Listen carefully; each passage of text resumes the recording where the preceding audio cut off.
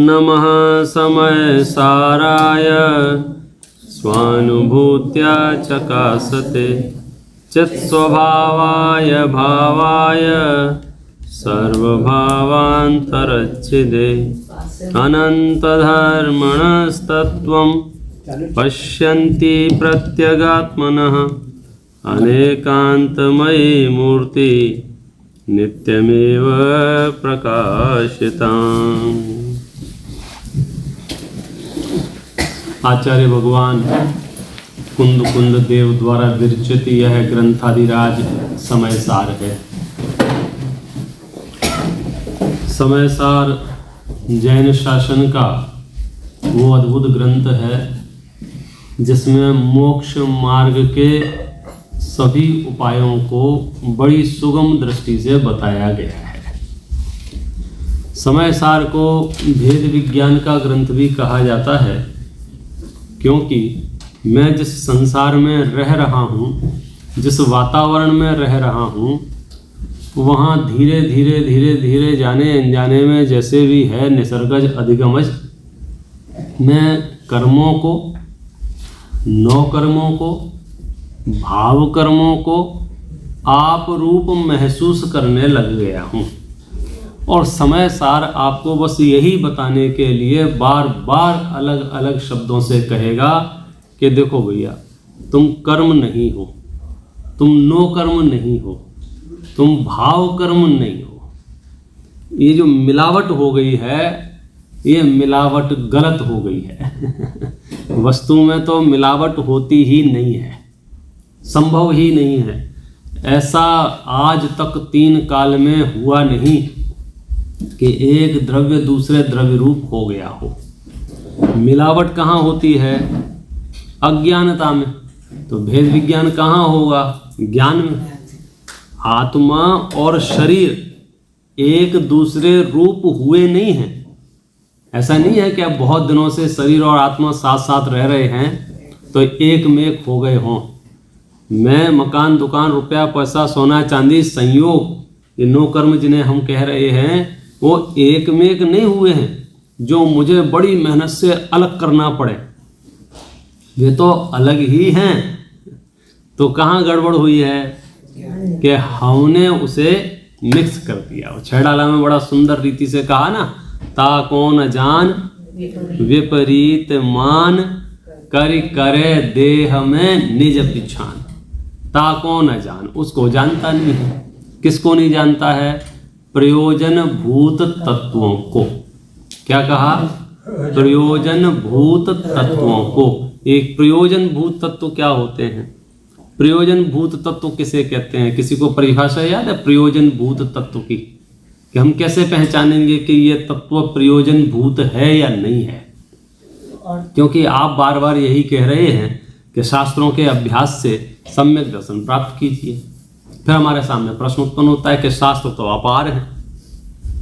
कोई 1-2 शास्त्रों चलो मैं पढ़ लेता हूँ, अपार शास्त्र हैं। तो अपार शास्त्रों में मेरे हितकारी, मेरे लिए सर्वाधिक प्रयोजन भूत क्या है कि वो ये प्रयोजन भूत तत्व हैं। तो मैं पहचानूंगा कैसे कि ये प्रयोजन भूत तत्व हैं? प्रयोजन भूत तत्व किसे कहते हैं? कृष्ण देखे हैं प्रयोजन भूत तत्व? नाम सुना है प्रयोजन भूत तत्वों का? कौन से हैं? जीव है, सही बताया। और विकास जी? हाँ, जीव के आसपास के देख लो, अजीब है, बंद है। पहले तो कहते किसे हैं? इसकी परिभाषा बहुत प्यारी है। इसकी परिभाषा है, जिसके सम्यक श्रद्धान बिना हमारा दुख दूर ना हो और हम सुखी ना हो, उन्हें प्रयोजन भूत तत्व कहते हैं। प्रयोजन भूत तत्व की डेफिनेशन एक बार मैं बोलता हूं, एक बार आप दोहराना, आपको बहुत सुगम हो जाएगा। जिनके सम्यक श्रद्धान बिना, जिनके सम्यक श्रद्धान बिना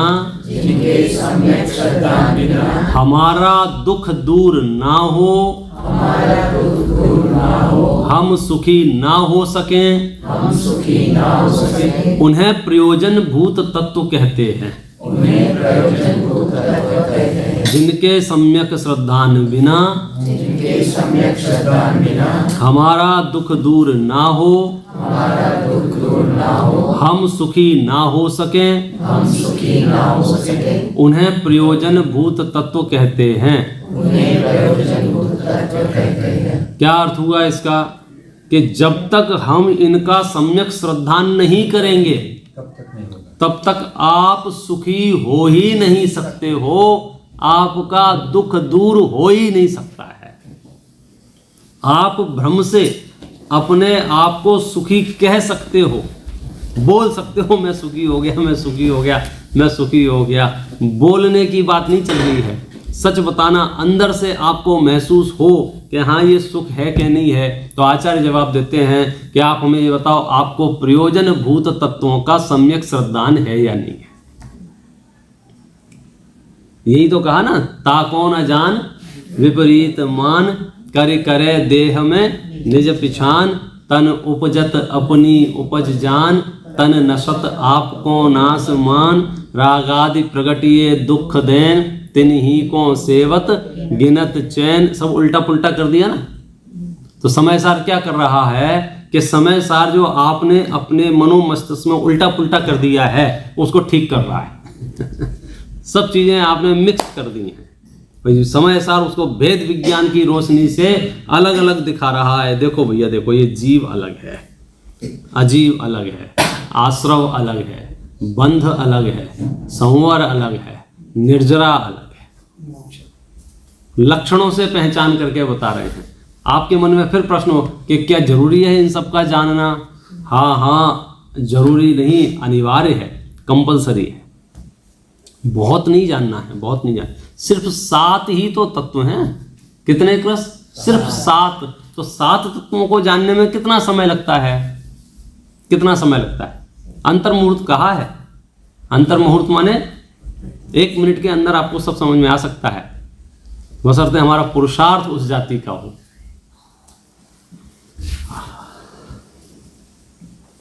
सबसे पहले जहां जाना है उसका स्वरूप जानना अनिवार्य है।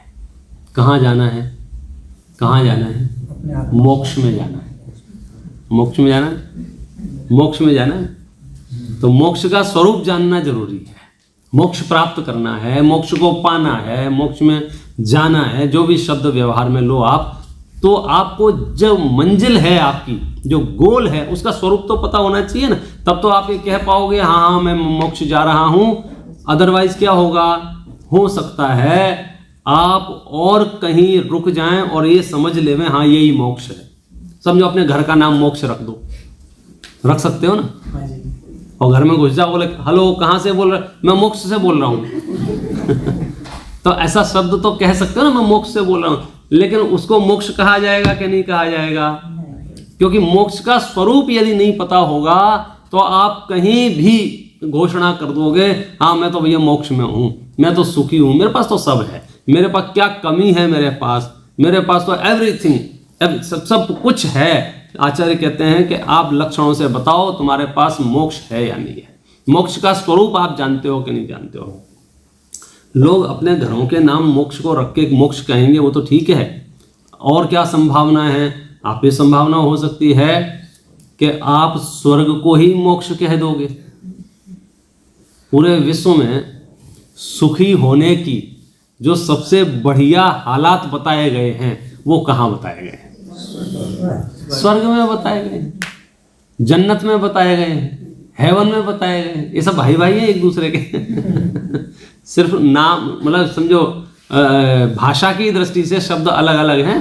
जन्नत का भी लगभग वही स्वरूप है कि आपको जितना चाहिए उतना विषय भोग मिलेंगे। स्वर्ग का भी लगभग वही स्वरूप है, हेवन को भी उसी को बोलते हैं। लेकिन आचार्य कहते हैं कि मोक्ष इससे अलग है। मोक्ष इससे अलग है। मोक्ष की क्वालिटी अलग है, मोक्ष की जाति अलग है, मोक्ष का स्वरूप अलग है। तो ऐसा भ्रम ना हो जाए कि स्वर्ग को ही तुम मोक्ष मान लो, क्योंकि स्वर्ग को मोक्ष मान लोगे तो फिर मोक्ष से वंचित रह जाओगे। इसलिए मोक्ष को जानना बहुत जरूरी है। ये मोक्ष प्रकट कैसे होगा? मोक्ष आएगा कैसे? कि ये संवर निर्जरा होने पर ही मोक्ष होता है। तो संवर निर्जरा जानना जरूरी है, क्योंकि यदि संवर नहीं होगा, निर्जरा नहीं होगी, तो मोक्ष हो ही नहीं सकता है। भाई कर्मों का आना ना रुके, इसका ही नाम तो संवर है ना, कर्मों का आना रुकना। तो कर्मों का आना ना रुके तो बोलो मोक्ष हो सकता है कि नहीं हो सकता है? मोक्ष तो जो निर्जरा नहीं हो सकती है।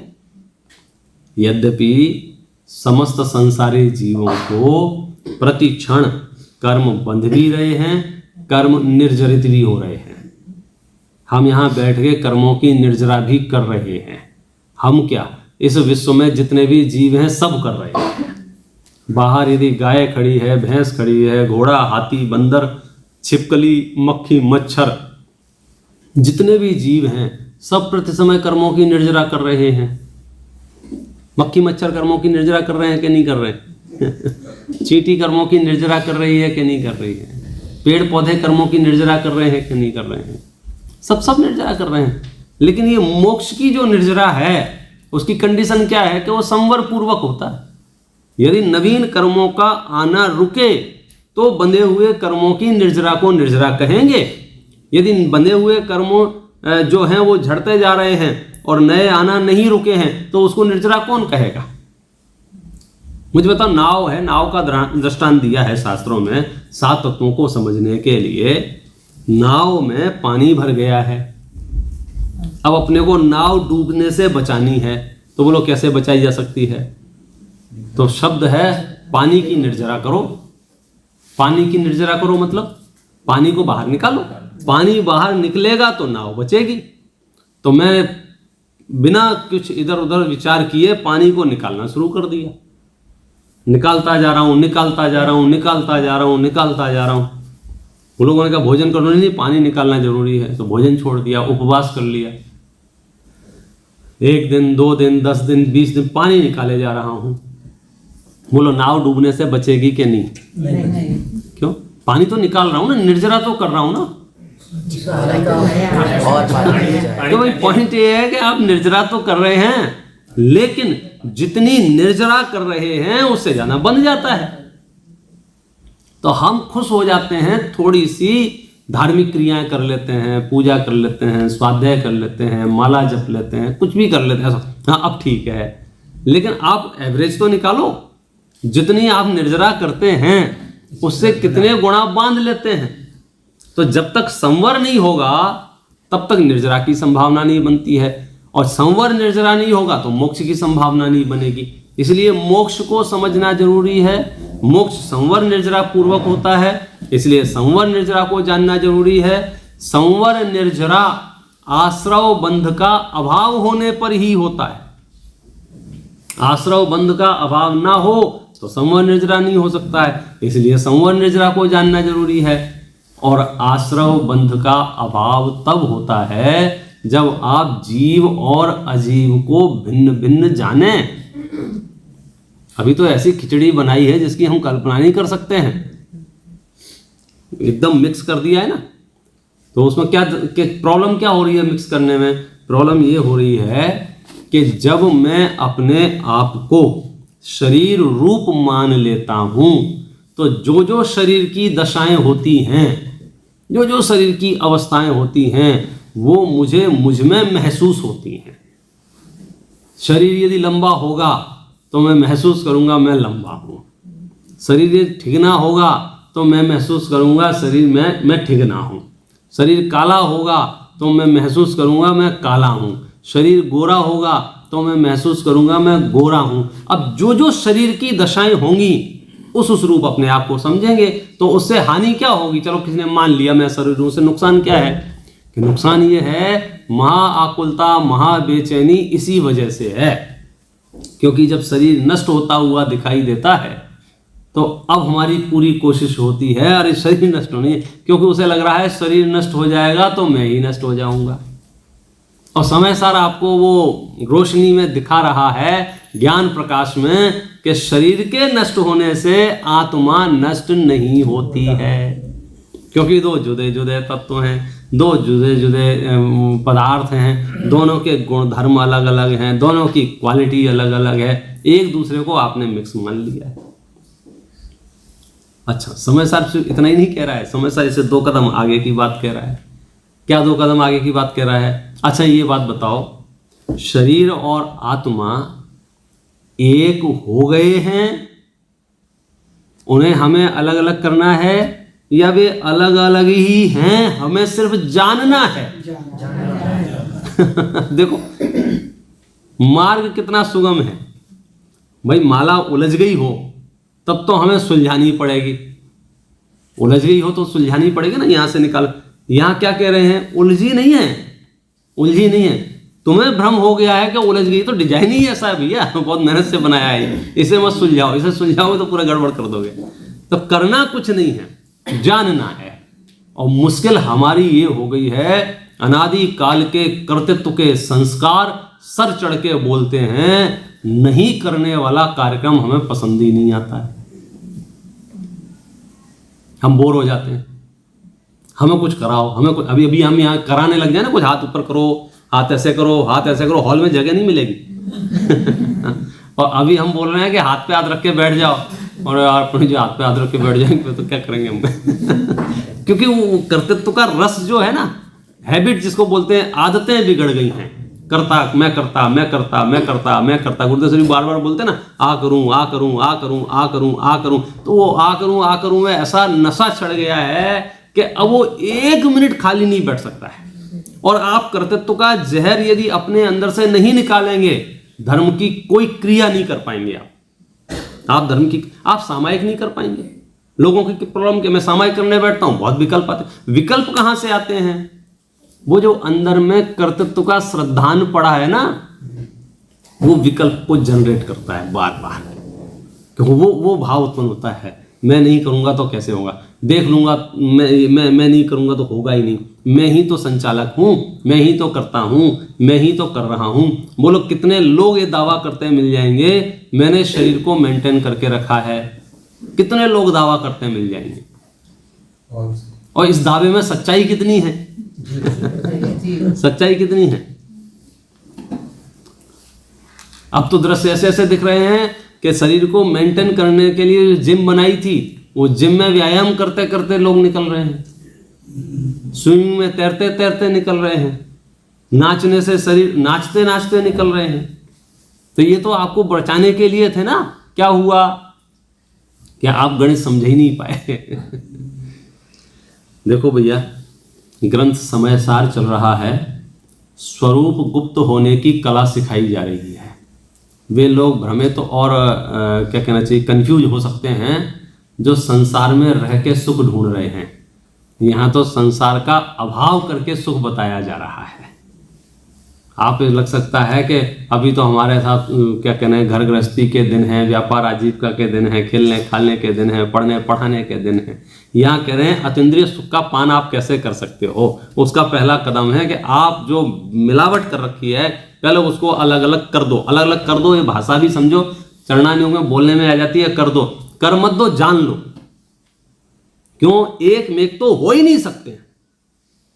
मैं आपको एकदम सरलतम बात पूछता हूं, सोना जानते हो? सोना, गोल्ड, इसको 2 फॉर्म में पाया जाता है। एक एकदम प्योर, जिसको अपन 24 कैरेट बोलते हैं, 24 कैरेट, और एक मिलावट वाला 18 कैरेट, 22 कैरेट, बराबर है। तो सोना 2 प्रकार का होता है, अशुद्ध सोना और शुद्ध सोना। ऐसे दो नाम आपने सुन रखे हैं। तो प्रश्न ये है कि जो अशुद्ध सोना होता है उसकी क्वालिटी और जो शुद्ध सोना होता है उसकी क्वालिटी में क्या डिफरेंस है? मतलब मैं क्या, अशुद्ध सोना और शुद्ध सोना का भेद जो किया है आपने, वो कैसे किया है? मैं ये कहना चाह रहा हूं कि इस धरती पर अशुद्ध सोना पाया ही नहीं जाता है। मैं यहाँ से शुरू कर देता हूँ। समय सार ये कह रहा है कि आप अशुद्ध आत्मा बोले, अशुद्ध आत्मा होती ही नहीं। क्या बात कर रहे हो? अशुद्ध आत्मा, आपने अशुद्ध सोना देखा है कि नहीं देखा है? किसी ने अशुद्ध सोना देखा है? कितने लोगों ने अशुद्ध सोना देखा है? नहीं, मैं तो पूछ रहा हूँ, आपने देखा हो तो बताओ। ज्वेलरी है आपके घर में, ज्वेलरी है, वो शुद्ध है कि अशुद्ध है? आपके पास जो हार है, नेकलेस है, चूड़ियां हैं, समझिए 100 ग्राम की चूड़ियां हैं, तो 100 ग्राम की चूड़ियां जो हैं वो सोने से बनी हुई हैं, बराबर है। तो प्रश्न ये है कि उसमें जो सोना है वो सोना शुद्ध है या अशुद्ध है? हाँ नहीं, अशुद्ध है। अगर अशुद्ध है तो फेंक दो उसे। अशुद्ध है ना, अशुद्ध चीज को कौन घर में रखता है ये बताओ? अशुद्ध है ना, आपके ना मिलावट किया हुआ अशुद्ध है। तो आपके चित्त में क्या आ रहा है? आपको देखो कैसा नए विभाग से आप जान रहे हो। पंडित जी, अशुद्धता तो इसके इतने से पार्ट में है, इतने % अशुद्ध है, बाकी तो शुद्ध है। अच्छा, मेरा प्रश्न ये है कि वो जितने % अशुद्ध है, वो जितने % अशुद्ध है, वो सोना अशुद्ध है कि अशुद्धता अशुद्ध है?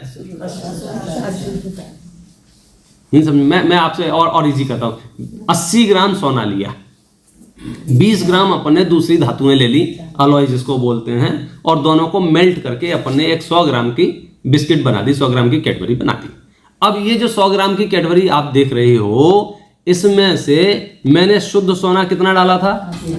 80 ग्राम। अशुद्ध दूसरी चीजें कितनी डाली थी? 20 ग्राम। टोटल वेट कितना हो गया? 100 ग्राम। तो अब ये बताइए कि इसमें से जो सोना जो है, पहले 80 ग्राम शुद्ध सोना था मेरे पास, अब कितना मेरे पास शुद्ध सोना है? 80 ग्राम। अगर मैं बाजार में बेचने जाऊं तो पहले तो मुझे 80 ग्राम का पैसा मिल जाता, अब कितना मिलेगा? क्यों? अब तो मिलावट के साथ में है ना। सोना में मिलावट नहीं।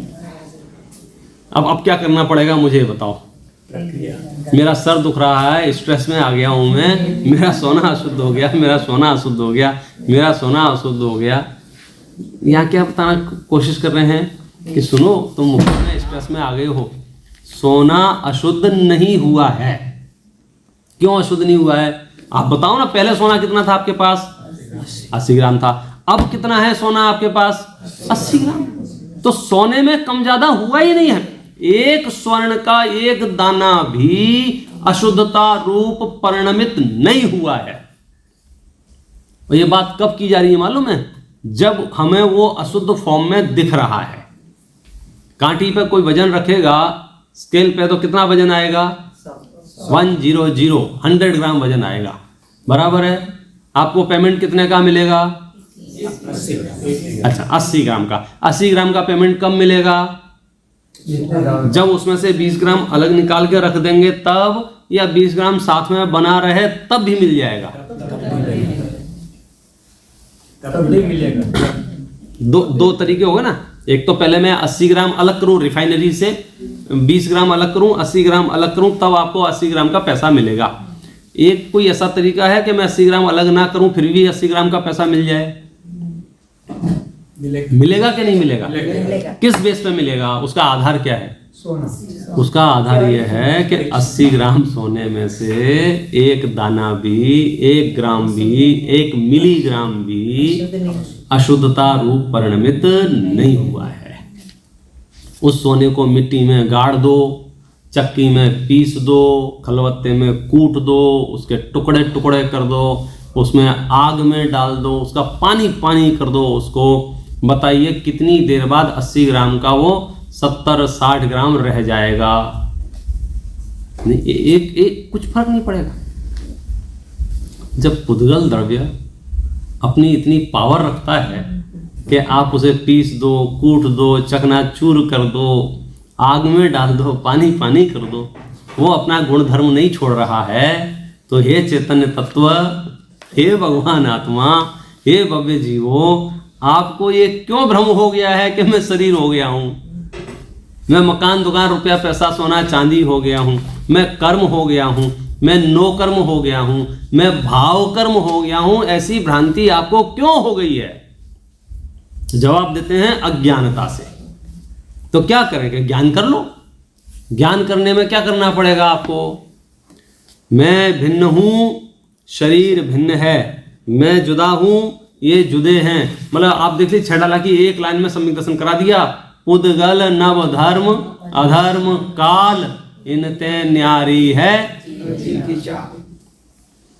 अब आप दुनिया में कहीं भी जाएं, आपको सिर्फ इतना ज्ञान करना है, ये मैं हूं और ये मैं नहीं हूँ, ये मैं हूँ, ये मैं नहीं हूँ, ये मैं हूँ, ये मैं नहीं हूँ, ये मैं हूँ, ये मैं नहीं हूँ। और इतना ज्ञान आपको यदि हो गया, इतना ज्ञान हो गया, कोई आपको आकुलता उत्पन्न नहीं करा सकता है।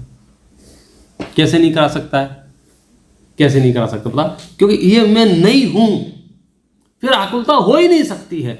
आकुलता तो इस बात की हो रही है कि ये मैं हूं।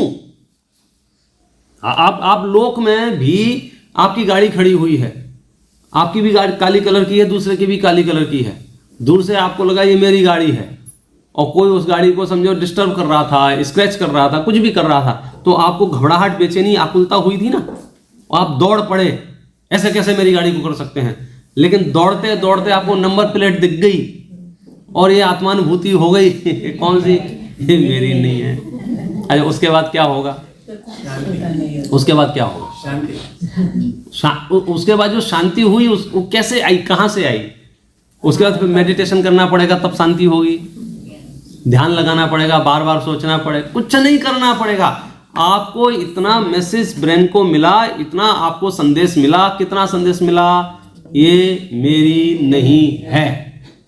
वो अनंत निराकुलता ने उस क्षण जन्म ले लिया, और ये मेरी है तो क्या बेचैनी हो रही थी, आप कल्पना नहीं कर सकते हो। तो शरीर में समझो डॉक्टर के पास गए और डॉक्टर ने लिख के दे दिया कि साहब आपको ये बीमारी है, और आपने उस कागज को देखा, और आपने अगर अंदर से ये आवाज निकाल दी, कौन सी? ये गाड़ी मेरी नहीं है। और विषय खत्म। अब आप बेचैन नहीं हो सकते, अब आपको आकुलता नहीं हो सकती, अब आपको घबराहट नहीं हो सकती, अब आपको बेचैनी नहीं हो सकती, अब आपका समझो हार्ट बीट कम ज्यादा नहीं होगी। क्यों? ये मैं नहीं हूं। समय सार की शुरुआत यहीं से की है। छठवीं गाथा में जब ये प्रश्न पूछा को असौ शुद्धात्मा इति चेत, वह शुद्धात्मा कौन है, तो आचार्यों ने क्या जवाब दिया? नहीं अप्रमत्त प्रमत्त नहीं, जो एक ज्ञायक भाव है, इस रीत शोध कहाय, वह तो ज्ञात वह तो वही है। हमने प्रश्न पूछा आत्मा कौन है, आचार्य ने क्या जवाब दिया? प्रमत्त नहीं है, अप्रमत्त नहीं है। अब क्या करें कि ये दो वाक्यों को आप अपने पास रखो, और जब भी आपको आकुलता, बेचैनी, घबराहट कुछ भी हो, आपको सिर्फ इतना विचार करना है, मैं प्रमत्त भी नहीं हूं, अप्रमत्त भी नहीं हूं। इससे क्या होगा?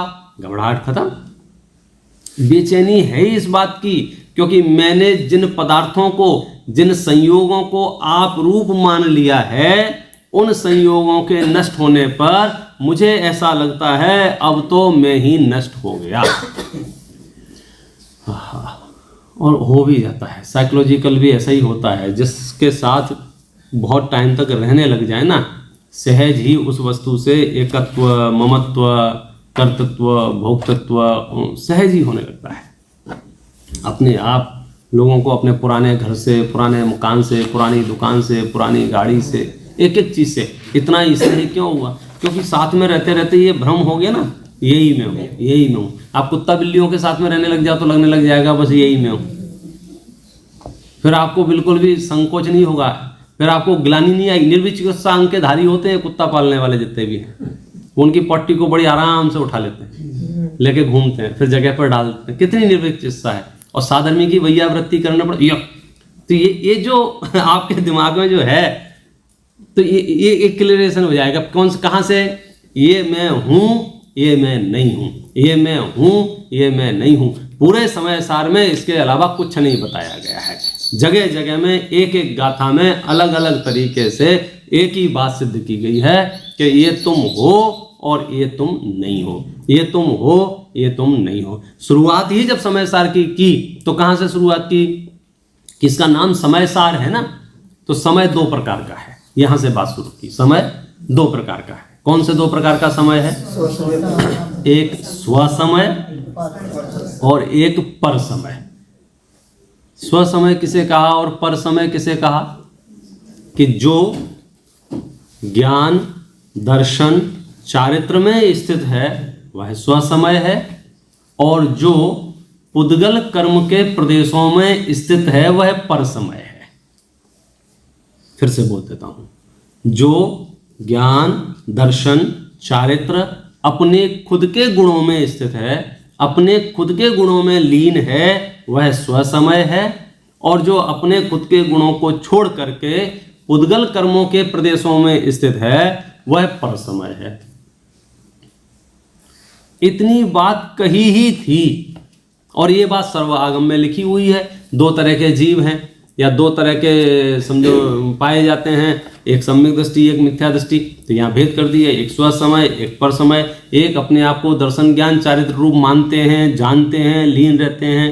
एक अपने आप को पुद्गल कर्म रूप मानते हैं, नो कर्म रूप मानते हैं, भाव कर्म रूप मानते हैं, वे परसमय हैं। इतनी बात कही थी आचार्य देव ने दूसरी गाथा में। और तीसरी गाथा में पता है क्या कहते हैं? आत्मा परसमय हो ही नहीं सकता है। अरे गजब हो गया। किसी और ग्रंथ में ये लिखा होता कि आत्मा परसमय रूप है और समय सार में उसका निषेध किया होता, तब तो हमें लगता चलो दो आचार्यों के अलग अलग विचार हो सकते हैं। ले तो एक ही आचार्य हैं, वे स्वयं ये लिख रहे हैं कि समय दो प्रकार का है, स्वसमय और परसमय। और तीसरी गाथा में वे स्वयं ये लिख रहे हैं कि नहीं, समय तो परसमय रूप होता ही नहीं है, हो ही नहीं सकता है। इस विश्व में जितने भी द्रव्य हैं वे सभी द्रव्य अपने गुण पर्यायों से बाहर परिणमन कर ही नहीं सकते हैं। और उल्टा ये लिख रहे हैं यही उनका सौंदर्य है, यही उनका सौंदर्य है। क्या बात कर रहे हैं, यही उसकी खूबसूरती है। क्या सौंदर्य है? यहाँ ये समय सार कह रहा है कि आपका नाता पूरे विश्व से टूट जाए, खत्म हो जाए, नष्ट हो जाए, फिर जो आप बचोगे वो सबसे सुंदरतम होगे। और हमारी मानसिक स्थिति इतनी कमजोर हो गई है, हम इतने पराधीन जीवन जीने लग गए हैं कि हमारी जो समेटी हुई सामग्रियों में से एक सामग्री भी गायब हो जाए ना, तो हमारे मुंह से कहा अरे मर गए, कहाँ गया, अरे मर गए, कहाँ गया, अरे मर गए, पेन रखा था, अरे मर गए, ये नहीं मिला, अरे मर गए। मतलब मरण तक स्वीकार कर रहा है वो। भाव मरण तो कर ही रहा है ना, हर क्षण हर पल। आप बाहर गाड़ी खड़ी करके आए हैं, समझो यहां से बाहर जाए और ना दिखे आपको, तो वो जो भाव उत्पन्न होंगे वो कौन से भाव उत्पन्न होंगे? सम्यक दर्शन के वो जो भाव उस समय जो मानसिक दशा होगी। अभी जब मैं आप अंदर आए, आके बैठे, धर्म सुन रहे हैं, प्रसन्नता से सुन रहे हैं, खुश हो रहे हैं, आनंद आ रहा है, और आप बार बार कह रहे हैं हाँ साहब मेरे में कुछ नहीं है, मैं द्रव्य कर्म से भिन्न हूँ, नो कर्म से भिन्न हूँ, सब हाँ में हाँ पाड़ रहे हैं, बराबर। अब हमने क्या किया, हम जो बड़े सेमिनार करते हैं वहाँ ये ट्रायल कर लेते हैं दो चार गाड़ियाँ उठवा दो, वहाँ से टो करवा दो, और 15 मिनट का गैप मिलेगा, और ठीक 15 मिनट बाद आपको फिर से प्रवचन सुनना है। तो लोग 15 मिनट बाद बाहर जाने के बाद अंदर कितने लोग आएंगे? क्यों, क्या हुआ? सब वो नहीं दिख रहे, वो नहीं दिख रहे, नहीं सब वो गाड़ी ढूंढ रहे हैं। क्यों? यहाँ तो कह रहे थे परमाणु मात्र भी मेरा नहीं है। क्या हुआ? हाँ, बात ये नहीं है कौन किस भूमिका में क्या कर रहा है, बात यह है कि आपका श्रद्धान कितना मजबूत हो गया, कितना मजबूत हो गया है, और ये आदतें आपको कितनी आकुलता में जीवन शैली कर दी है आपने। हम हर पल हर क्षण समझो ऐसा लगता है कि हमारा जन्म आकुलता करने के लिए ही हुआ है। कभी भी कहीं भी किसी भी बात पे हम आकुलता कर सकते हैं। और आचार्य आपको निराकुल होने का मंत्र दे रहे हैं। क्या निराकुल होने का मंत्र दे रहे हैं? कि आत्मा जो है वह परद्रव्य रूप होता ही नहीं है, होता ही नहीं है।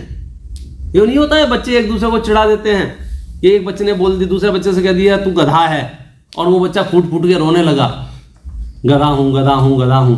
अब उसने मान लिया अपने आप को गधा। अब बताइए उसको क्या, कौन से हॉस्पिटल में ले जाके सर्जरी कराएं कि वो गधे से वापस मनुष्य बन जाए? वो गधा हो गया ना। हुआ क्या नहीं हुआ? नहीं हुआ है। रो रहा है फूट फूट के, और किस बात से रो रहा है? मुझे उसने गधा बोला है, मुझे उसने गधा बोला है। अब रोए जा रहा है। अब इसको जो गधा हो गया है उसको वापस मनुष्य बनाने के लिए क्या करना पड़ेगा? एक हाँ? सोच बदलनी पड़ेगी। सोच बदलनी पड़ेगी ना, और वो सोच बदलने का नाम है शास्त्राभ्यास। सम्यक दृष्टि माने सोच बदल लो। धरती पर आकर के आपने बाहर में तो कुछ करना है ही नहीं। बाहर में करने का यदि भाव आ रहा है माने अभी आप बहुत निचली भूमिका में हैं। यहाँ तो तीर्थंकर परमात्मा 24 के 24 हाथ पे हाथ रख के बैठे हुए हैं, और इसी बात के वो प्रतीक हैं कि बाहर में तो करने की कुछ गुंजाइश ही नहीं है। एक कथा नहीं आती है, कथा कहानी सुना देता हूं आपको, सुनी होगी, आपको याद आ जाएगी। बरसात के दिन आने वाले थे तो जंगल के जानवरों ने मीटिंग बुलाई, एक बड़ी मीटिंग बुलाई कि अब बरसात के दिन आने वाले हैं, बादल घनघोर छा जाएंगे, अंधेरा हो जाएगा। अंधेरा बहुत खतरनाक होता है, कोई भी कहीं भी गड्ढे में गिर सकता है, कुएं में गिर सकता है, और इस अंधकार में कह नहीं सकते किसका पैर स्लिप हो जाए और कहाँ जाके गिरे और क्या मिले। तो सब ने अपने अपने प्रपोजल दिए, क्या करना चाहिए क्या करना चाहिए। तो फाइनल प्रपोजल ये पास हुआ कि जब तक ये चातुर्मास रहेंगे, अंधियारा रहेगा, उतने दिन तक सब अपने अपने बिल में छिप जाएंगे, कोई बाहर नहीं निकलेगा। जितना खाना पीना इकट्ठा करना, जैसे कोरोना में कर लिया था ना अपन लोगों ने सब अंदर रहो भैया, बाहर नहीं निकले। ऐसे उस सब ने प्लानिंग करके अंदर चले गए। एक आध महीना बीता होगा कि अब कुछ लोग तो बहुत जल्दी बोर हो जाते हैं कि यार क्या चल रहा होगा बाहर, क्या चल रहा होगा बाहर। तो एक शेर को ऐसा विकल्प आया कि मैं जाके देखूं तो कि बाहर सब ठीक ठाक है या नहीं है। वो अंधेरा आया है तो अंधेरा क्या कर रहा है क्या नहीं कर रहा है। वो बाहर निकलने वाला ही है। और योगान योग से उसी जंगल में एक कुम्हार अपने गधों को माल ढोने के लिए लाता था, वापस ले जाता था, लाता था, वापस ले जाता था। हुआ ये कि एक गधा उनमें से थोड़ा सा चंचल गधा था, उसने माल पटका और भाग गया। जब जंगल की ओर भागा तो कुम्हार उसको पकड़ने के लिए भागा। अब चूंकि अंधेरी रात थी, घनघोर बारिश चल रही थी, कुछ दिख नहीं रहा था आसपास का, तो गधा इधर उधर भाग गया। और हुआ ये उतनी ही काल में, उतनी ही देर में वो शेर अंदर बैठे बैठे जो सोच रहा था कि बाहर जाके देखूं क्या होता है, और शेर बाहर निकला, उसने अपनी गर्दन घुमा के इधर देखा कि क्या क्या चल रहा है। इतने में कुम्हार को ये लगा कि ये मेरा गधा खड़ा हुआ है। हो गई भ्रांति, क्या करोगे। तो कुम्हार ने 2 लातें दी उसको और कान पकड़ के ले गया उसको। शेर को लगा कि मेरे से बड़ी भारी गलती हो गई, मेरे को बाहर निकल के नहीं देखना चाहिए था, ये अंधियारे ने मुझे पकड़ लिया है। और चुपचाप तुम दबा के चला गया, क्योंकि उसने सोचा कि अगर मैंने कुछ गड़बड़ की तो पता चले क्या हो जाए। और कुम्हार ने उसे गधों के साथ में रख दिया। अब जो रूटीन चालू हो गया उसका, वो रूटीन कैसा चालू हो गया, वो गधों के साथ माल ढोता है, गधों के साथ आता है, गधों के साथ जाता है, गधों जैसा रहता है, गधों जैसा जीवन है, पूरी लाइफ स्टाइल उसकी गधों गधों गधों, पूरा वातावरण उसका गधों जैसा हो गया है। क्या हुआ, कहानी का नाम है शेर गधा बन गया। शेर गधा बन गया। अब वापस वहीं आ जाओ कि अब उस गधे को वापस शेर कैसे बनाया जाए, क्या उपाय है बोलो। हमको नहीं पता चल रहा है। हम जिस वातावरण में रहते हैं, अक्सर अपना खुद का दिमाग लगाए बिना जो हो रहा होता है उसको फॉलो करने लग जाते हैं। आप स्टेशन पे ट्रेन से उतरेंगे ना, तो 99% आप सोचेंगे नहीं कि लेफ्ट जाने का राइट जाना है। जिधर भीड़ जा रही है ना, इधर ही रास्ता होगा। पता चला वो भीड़ बारात की थी, वो तो वहां चली, अरे यार मैं गलत आ गया, फिर वापस आना पड़े। अक्सर ये होता है कि हम अनुसरण करना चाहते हैं, और अनुसरण करने में यदि सावधानी नहीं रखी तो बहुत बड़ा भारी नुकसान हो सकता है। एक न्यूज मैंने पढ़ी थी, कौन सी, एक भेड़ का पैर स्लिप हो जाने से 200 भेड़ों की मौत हो गई। नहीं आपने नहीं टीवी पे देखा, अब देख लो, मैं दिखा रहा हूं। हेडलाइन क्या है, कृष्ण समझ में आया क्या बोला। एक भेड़ का पैर स्लिप हो जाने से 200 भेड़ों की मौत हो गई। विलास भाई, मनीष जी, क्या हुआ बताओ। 199 भेड़ों की क्या गलती थी। पैर स्लिप तो एक का हुआ था ना, तो 200 की मौत कैसे हो गई। एक का पैर स्लिप होता है, एक की मौत होनी चाहिए थी। बाकी कैसे मर गए कि बाकी मर गए फॉलो करने के चक्कर में। एक का तो पैर स्लिप हुआ था, पीछे वाले ने सोचा ये तो कूदी जंप किया इसने, तो उसने भी जंप कर दिया। फिर तीसरी, फिर चौथी।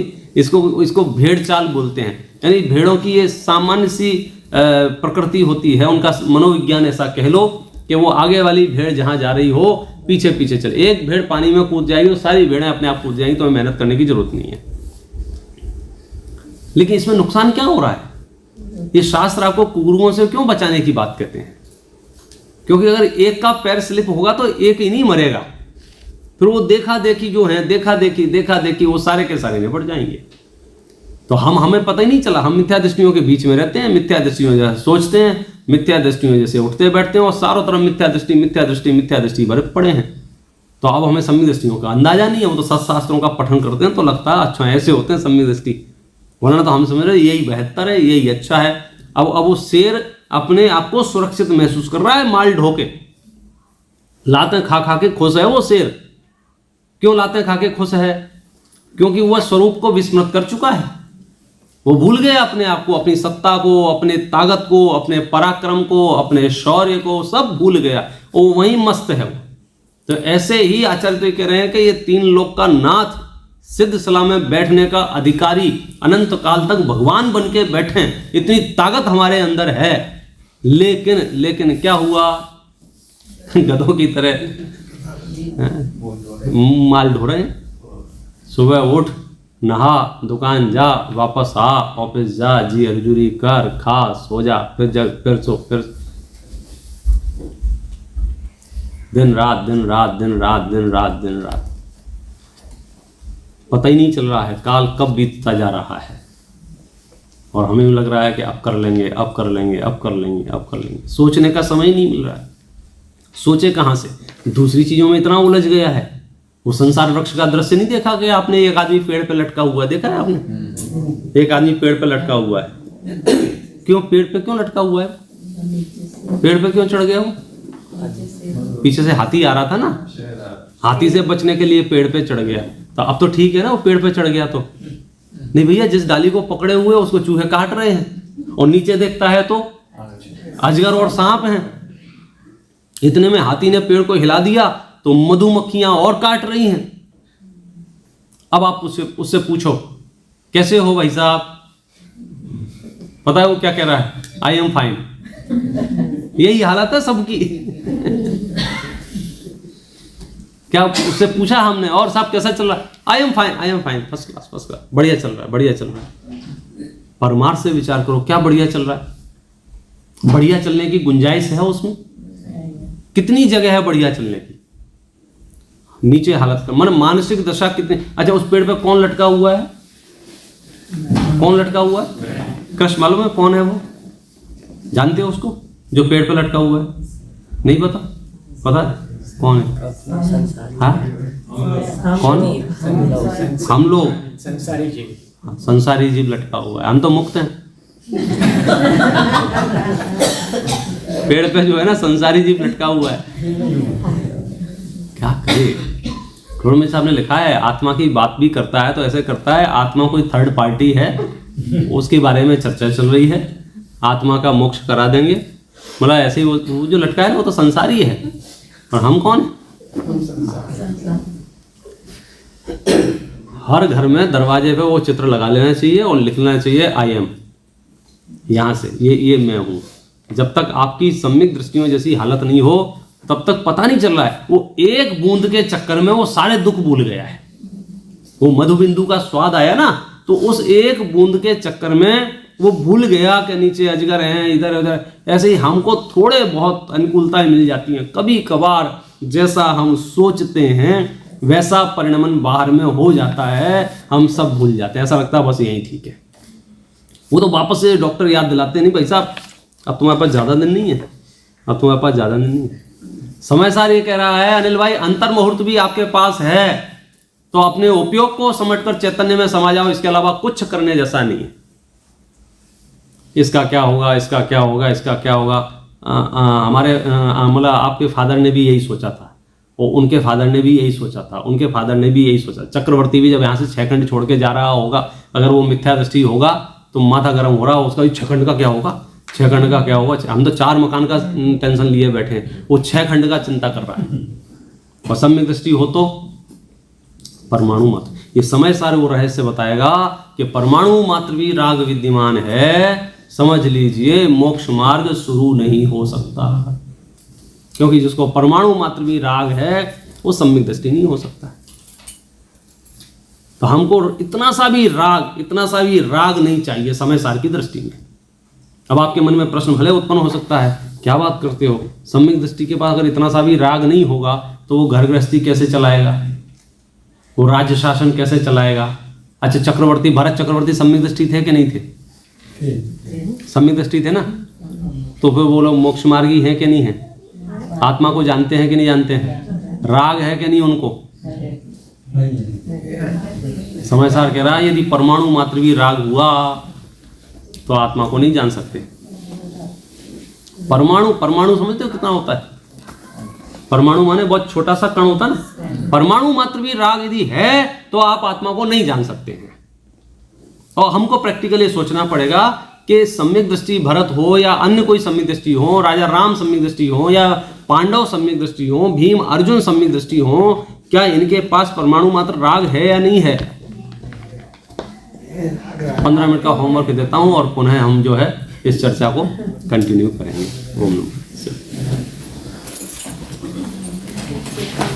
निज निधि निज में बताई यह अनंत उपकार है, इसके लिए जिन वाणी माँ को वंदना शतबार।